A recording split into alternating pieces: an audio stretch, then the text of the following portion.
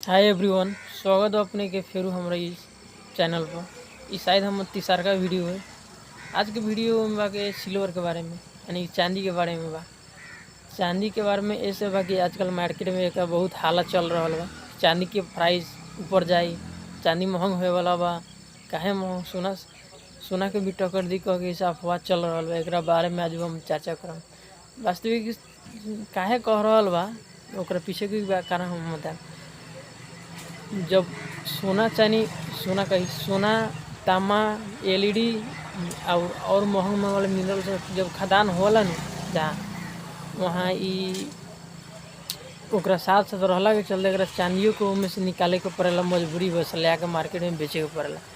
मगर specially focus कहे कहम कि चांदी निकालेला कह के वैसा नहीं के तो एक किस्म के देखिए स्पेशली एक फोकस न करेला कि चांदी निकालन जाए तो हिसाब से एगो मूल्य वहाँ बढ़ेला ताकि एक बाई प्रोडक्ट के रूप में एकरा निकालेला, न कि एकरा स्पेशली एकरा पर फोकस कला है। जो हिसाब से चांदी फर्स्ट प्रायोरिटी न होला के चलते सेकंड प्रायोरिटी रहेला। उस हिसाब से एक भाव बढ़े के संभावना कुछ लोग बता रहा बा। कि सिर्फ एकरा ला कोनो खदान न करेला, करे के चाहेला।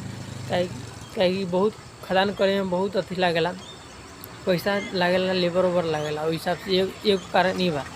दूसरा का कारण ये बा कि उखुंदा बिना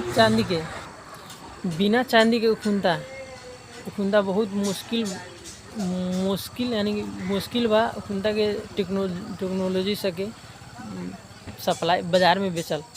जैसे कि अपने के सोलर पैनल्स हो गए, electric car, electric vehicles, electrics gadgets, gaming gadgets सब इस समय बिना सोना के ई सब बन ही न सकेला। वही हिसाब से एक अभी कारण बा सोना के अथी सिल्वर के भाव बढ़े के। प्लस कथी बा कि जामा 60 से 65% सप्लाई होला अथी के सिल्वर के। जब मार्केट में डिमांड बा 100%, वो हिसाब से भी क्या कि मार्केट में जब सप्लाई न हुई तो डिमांड बढ़ रहा बा तो पैसों भी बढ़ी यानी कि रेट भी बढ़ी। उस हिसाब से दूसरा का पॉइंट ई बा। तीसरा का पॉइंट ई बा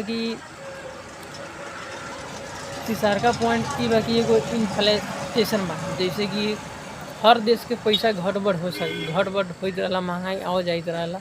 एगो सिल्वर वही हिसाब से सिल्वर के अगर अपने किन के रख रहल छी तो अपने इन्फ्लेशन के अथी से चाप से बचम। प्लस एगो सेफेस्ट बहुत मजबूत बहुत सेफेस्ट सुरक्षा के रूप में एगो धन के रूप में भी एकरा कितना लोग देख रहा बा कि पैसा एमे लगाएम तो अपने के पैसा कम बेस होए के लॉस होए के चक्कर में अपने को न रहे यानी कि संकट से उसट रहे।